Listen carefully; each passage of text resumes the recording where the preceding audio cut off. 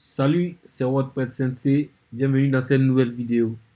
Aujourd'hui, je vais t'apprendre une technique incontournable pour optimiser le référencement de ton site. Sache que un site WordPress, le référencement est très important car c'est le référencement qui va permettre à ton site d'être placé haut dans les recherches, dans les différents moteurs de recherche tels que Google ou encore Bing. Donc sans plus tarder, nous allons rentrer dans le vif du sujet. Donc je vais me rendre sur le site que j'ai créé avec WordPress. Et je vais me connecter.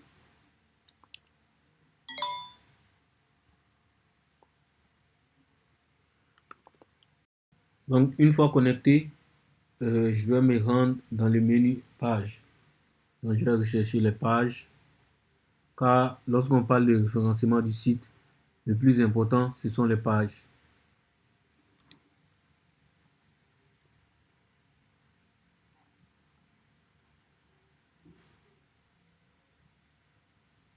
Ok, donc nous allons choisir une page par hasard que nous allons modifier. Je vais prendre par exemple la page off. Donc off, je clique sur modifier.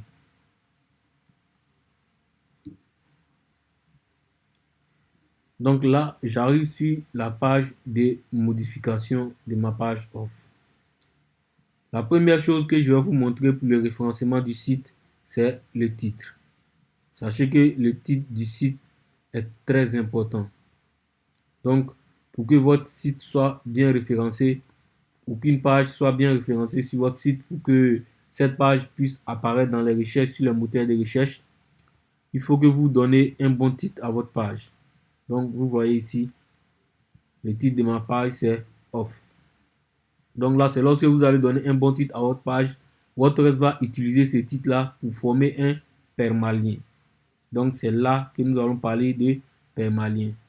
Donc vous voyez ici, nixnavigator.com/off. Donc le slogan de la page.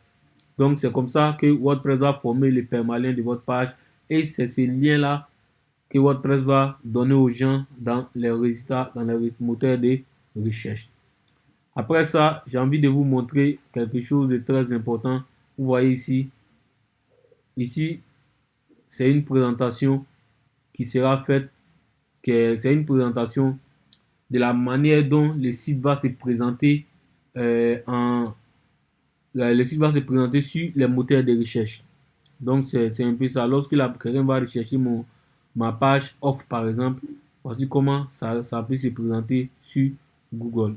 Donc pour ce faire, pour que Google puisse avoir tous ces renseignements pour pouvoir bien référencer votre site, vous devez ajouter aussi des informations. Ces informations-là, on appelle ça les informations d'SEO. Donc, on a déjà parlé du titre.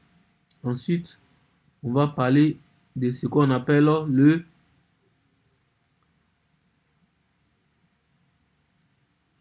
le méta-titre. Le méta-titre et la méta-description. Le méta-titre, c'est presque la même chose que le titre, mais c'est un peu différent.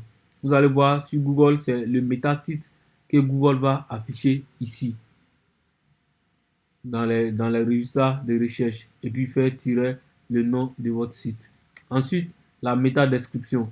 Lorsque vous voyez l'aperçu de ma page dans les moteurs de recherche, vous allez voir ici, c'est écrit 23 juin 2024. Veuillez renseigner une méta-description en éditant les champs ci-dessous. Donc, je n'ai pas ajouté les méta-descriptions à ma page. Donc, ça fait que ma page sera difficilement référençable sur les moteurs de recherche.